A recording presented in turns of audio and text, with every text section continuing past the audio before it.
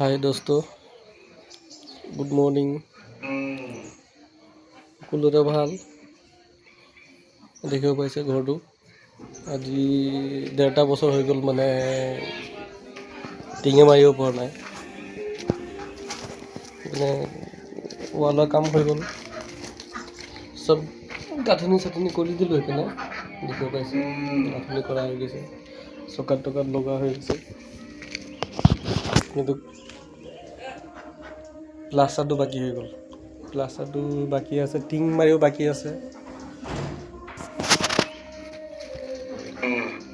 টিংটো মাৰিব পৰা নাই, কেঁচিটো লগাই থলোঁ। কেঁচিটো আজি 1 মাহমান হ'ল লগোৱা। পইচাৰ অভাৱত মানে লগাব পৰা নাই।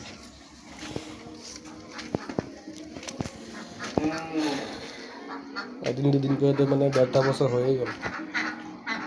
মাৰ থকা অৱস্থাতে মানে ঘৰটো ক্লিয়াৰ কৰিছিলোঁ, এতিয়ালৈকে মানে টিং মাৰিব পৰা নাই। এইটো মাৰ ৰুম আছিলে, এইটো মাটো নাই।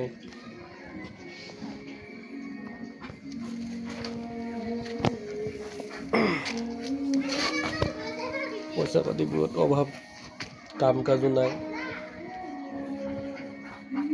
কোনোবাই যদি হেল্প কৰিলে ক'ব, টিংটো লগাবলৈ যদি পাৰোঁ। Thank U.